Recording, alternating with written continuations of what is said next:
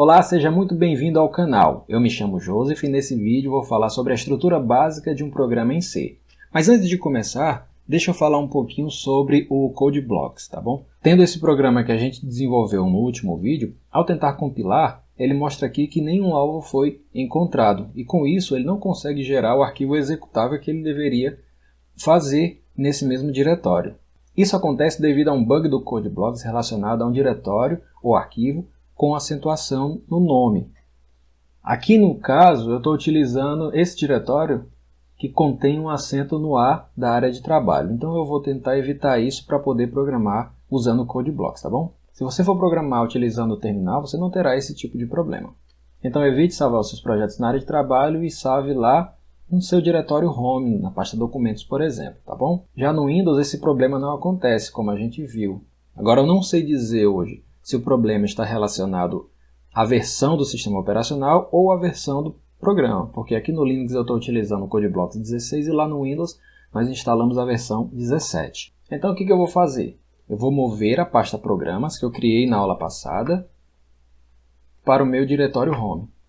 Dentro desse diretório está programa.c, que é o arquivo que eu criei lá na aula passada. E aí eu vou abrir aqui o Code Blocks e vou mover esse arquivo para cá para poder abrir no Code Blocks. E agora eu vou tentar fazer a compilação utilizando o ícone que a gente viu na aula passada. Se a gente voltar no diretório, a gente vai ver que agora sim o executável foi criado. Então se eu tentar executar, o programa vai funcionar. Espero que você não tenha tido esse problema e se porventura vier a ter, você já sabe como solucionar. Bom, então nesse vídeo, como eu já comentei, eu vou falar sobre a estrutura de um programa em C. Para começar a falar da estrutura básica de um programa, eu preciso primeiramente introduzir o que é uma função em C. Lá na matemática a gente tem uma ideia do que é uma função. Aqui em C é uma ideia relacionada, mas um pouco diferente. Em C, uma função se trata de uma estrutura que possui um nome, um conjunto de parâmetros, um corpo que é definido por um bloco de comandos e um valor de retorno. Aqui nesse programa nós temos a definição de uma função e o uso de uma outra função. Nós temos a definição da função main e nós temos o uso da função printf. Então o que todo programa em C tem em comum é que ele parte de uma função principal. A essa função se dá o nome de main.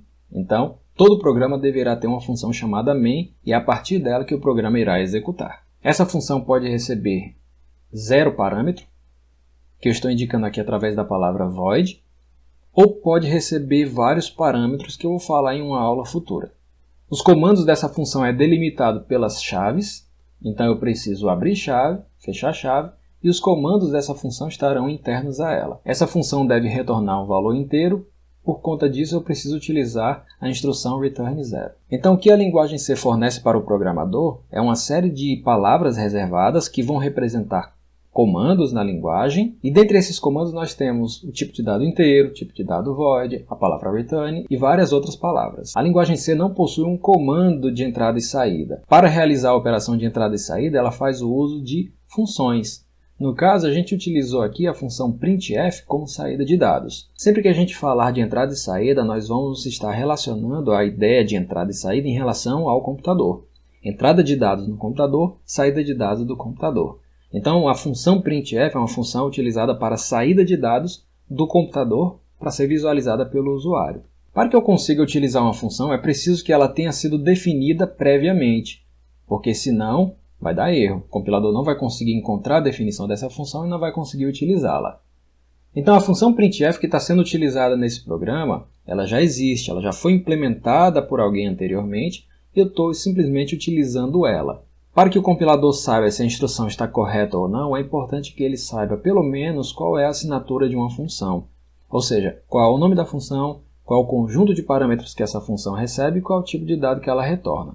Assim, o compilador vai saber avaliar se os parâmetros que eu estou fornecendo para a função estão corretos e se o valor que eu estou recebendo de volta está correto em relação a onde eu estou utilizando esse valor. No caso da função printf, essa função já existe no sistema. E a sua assinatura está disponível na biblioteca de cabeçalho stdio.h. Isso daqui se trata de um arquivo que o compilador sabe onde encontrar, que contém as assinaturas das funções.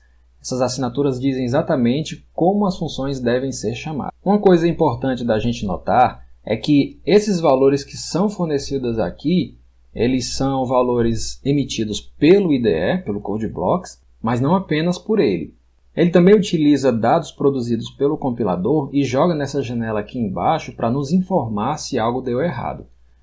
Por exemplo, se em vez de include eu tivesse escrito include sem essa letra E, esse comando estaria errado e o compilador reconheceria que há um erro nessa linha.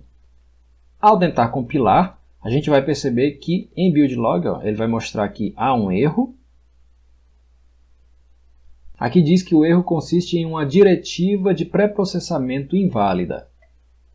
Aí ele está dizendo aqui include, né? Sem o E. Aí ele até sugere aqui, você quis dizer include, né, com o E no final. É exatamente isso que a gente queria dizer, né? Então eu iria na linha 1, colocaria o E, corrigia, e aí sim o programa estaria correto. Vou forçar a ocorrência de um outro erro. Eu vou tirar aqui o F e vou colocar um H. Né? Vamos supor que sem querer eu tenha digitado o H no lugar do F. Ao compilar, ele vai detectar que houve algum problema. Primeiro, há uma referência implícita da função printH. Quer dizer, eu estou tentando usar uma função, mas ele não sabe qual é a assinatura dessa função.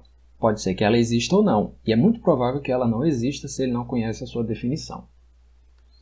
Como se trata da função print alguma coisa, o compilador até nos sugere o uso do printf, como é feito aqui nesse finalzinho aqui. Em uma etapa seguinte durante a compilação, o compilador tenta buscar no seu conjunto de bibliotecas a função printH. Como ele não vai encontrar, ele vai gerar uma mensagem de erro e o programa executável não vai ser gerado. Se a gente for lá na pasta, ele inclusive deleta o arquivo de execução para que a gente não se confunda. Voltando, vamos corrigir, não é H, é F. Compilando, agora sim tudo certo, a gente volta e o executável está aqui. Se eu tentar executar, ele vai mostrar novamente o programa funcionando corretamente. Já que eu falei da função printf, que é uma função de saída de dados pertencente à biblioteca stdio, vou falar também na biblioteca de entrada de dados. Para isso é preciso que a gente declare uma variável para que o valor obtido dessa função seja armazenado nessa variável. Eu vou criar uma variável do tipo inteiro, representado pela palavra int, e eu vou colocar aqui n. Em seguida, eu vou fazer a leitura de dados utilizando a função scanf. Essa função recebe como parâmetros uma string contendo um padrão que representa o tipo de dado inteiro, que é o %d, e depois das aspas, depois dessa string, eu vou ter que informar a localização da variável onde a informação que eu vou ler do teclado será armazenada. Então eu vou fazer isso utilizando o e-comercial e o nome da variável. Depois desse printf eu vou colocar uma outra saída, printf, n é igual a %d. E aí a gente vai ver qual foi o valor que foi lido, tá bom? Outra coisa importante da gente perceber é que cada instrução que a gente inserir é seguida por um ponto e vírgula, tá? Então eu tenho aqui a declaração da variável n, ponto e vírgula. A utilização, a chamada, a invocação da função scanf, ponto e vírgula. Chamada do printf, ponto e vírgula. Chamada do printf, ponto e vírgula. Chamada do return 0, ponto e vírgula. Esses comandos, essas instruções, elas poderiam eventualmente aparecer em uma única linha. Mas perceba que à medida que eu aumento o número de comandos, o número de instruções, esse programa se torna ilegível. Isso não é adequado, vai contra as boas práticas de programação que diz que eu tenho que ter uma única instrução por linha. Então vou voltar aqui e deixar como estava antes. Em seguida eu vou compilar. Se eu vier aqui em build.log, nenhum problema foi gerado, nenhum erro foi percebido. Então eu vou mandar executar. Então nesse momento o programa já está em execução, ele está aguardando eu informar um valor inteiro, vou colocar aqui 10, por conta dessa instrução aqui. Né? A próxima instrução, depois que eu pressionar Enter, vai ser a mensagem Hello World, e a instrução seguinte diz para mostrar na tela n é igual a um valor inteiro representado pela variável n, que é o que eu estou fornecendo nesse momento. Então eu vou pressionar Enter e o programa vai dar continuidade e em seguida ele vai encerrar.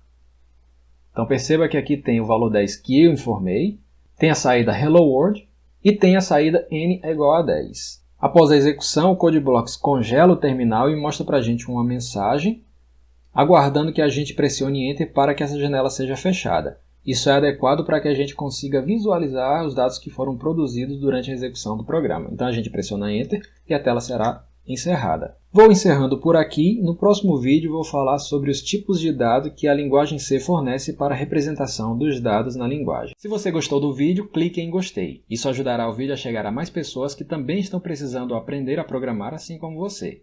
Inscreva-se no canal e ative as notificações para que você seja notificado assim que um novo vídeo for publicado. Deixe nos comentários a sua dúvida, críticas e sugestões. E não se esqueça de ajudar a divulgar esse vídeo nas suas redes sociais. Um forte abraço e até o próximo vídeo.